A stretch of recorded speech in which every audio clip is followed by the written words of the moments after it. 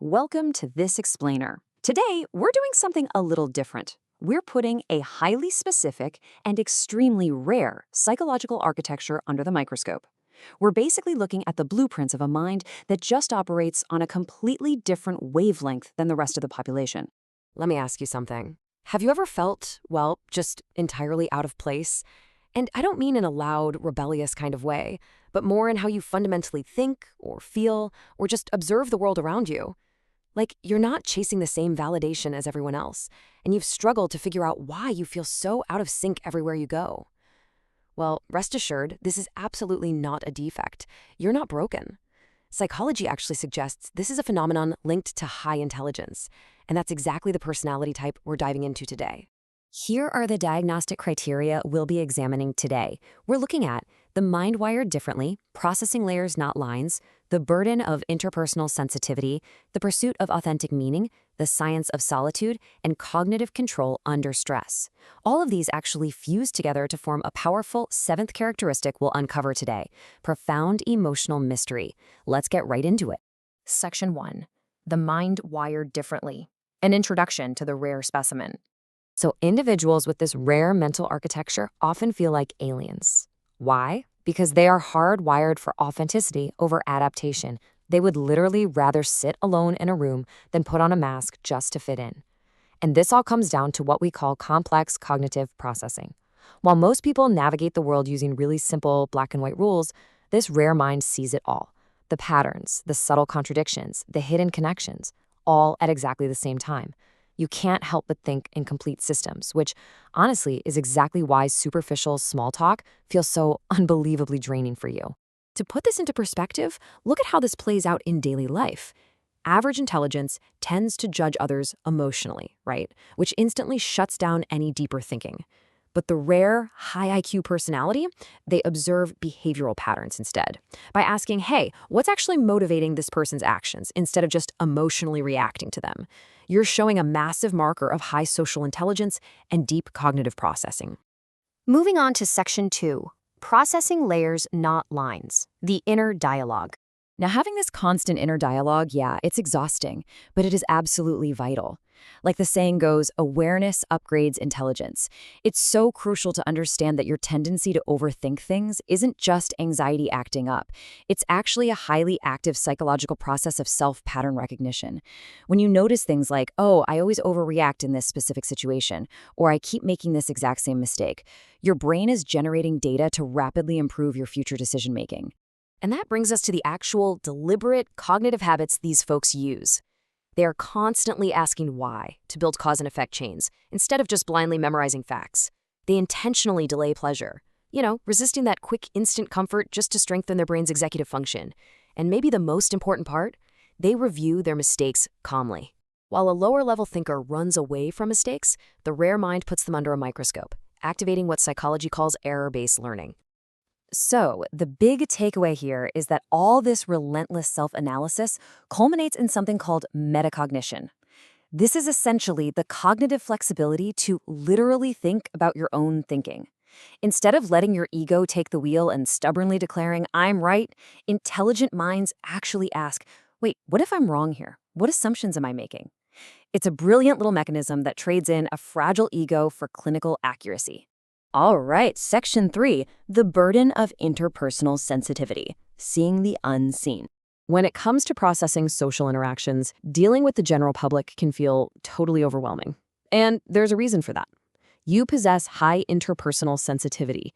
Basically, you have this intuitive ability to instantly read micro-behaviors, tiny little hesitations in someone's tone of voice, and, most importantly, all the words they are deliberately choosing not to say. You can practically sense people's true emotions before they even open their mouths.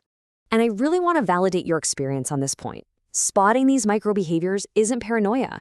Actually, scratch that. It's the exact opposite. It's intuition backed by high-speed observation.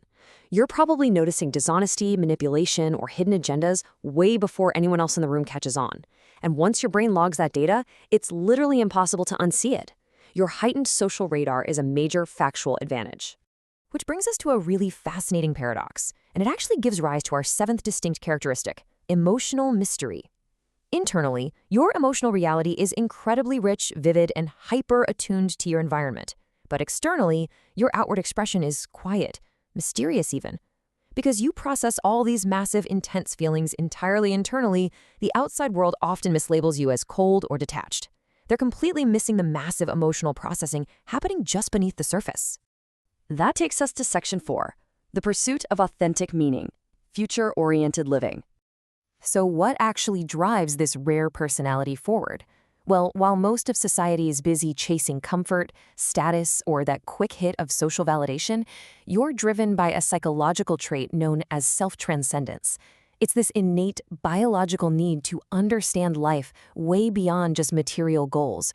Living on the surface level just doesn't do it for you because you are hardwired to seek fundamental truth and authentic meaning instead of just fishing for superficial applause. Just look at the stark contrast between these two operating systems. Low-level thinking is completely trapped in the now, chasing status, acting on instant gratification, making impulsive emotional choices. High-level thinking, on the other hand, relies heavily on future-oriented cognition. You're constantly mentally simulating long-term outcomes before you make a move. So your rejection of a superficial lifestyle isn't you being difficult, it's intrinsically linked to your brain demanding long-term truth and superior mental planning. Which naturally leads us to Section 5, the science of solitude, why the rare mind walks alone. People with this specific personality type often keep a very small circle of friends, if any at all. But listen, this is not a social failure. It's an actual biological necessity. Because of your highly sensitive nervous system, you go through an accelerated energy drain during social contact. After hanging out with people, your brain simply requires an extended recovery period to recharge. Because of this cycle, you naturally develop a low social dependency. You just don't need a massive entourage to feel validated, because you actually find comfort inside your own mind. Furthermore, solitude is the ultimate training ground for your mind. Without the constant exhausting buzz of other people, your brain can finally enter deep processing mode. And that's exactly where true insight and problem-solving happen. You hold a much higher standard for true connection. And yeah, your trust thresholds have probably been altered by past data where trust was broken. So walking alone, it's not antisocial behavior. It's just a byproduct of requiring extreme quality over meaningless quantity, all while you build this incredibly rich inner world.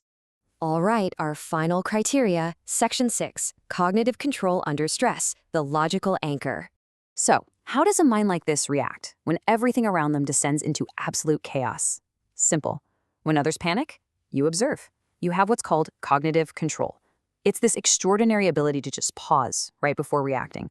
Even a split-second delay gives the logical, reasoning part of your brain enough time to successfully override those primal, emotional, survival mode impulses.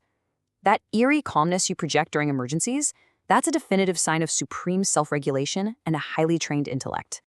And it's really fascinating how you pull this off. Highly intelligent minds deliberately reduce emotional language in their heads. So instead of spiraling and thinking, oh my God, this is a disaster, I hate this, you think, okay, this is inconvenient, what can I adjust? By keeping your internal vocabulary totally neutral, you're actively preventing stress and preserving your logic. Literally, less drama equals more intelligence. There's a quote I love: difficulty is not a weakness, it's the signal that growth is happening. The intense processing, the heavy burden of reading everyone's micro-expressions, that exhausting inner dialogue, none of these are flaws. They are the exact mechanisms of neuroplasticity in action. Every single moment of friction is literally rewiring your thinking style and forging your rare intellect.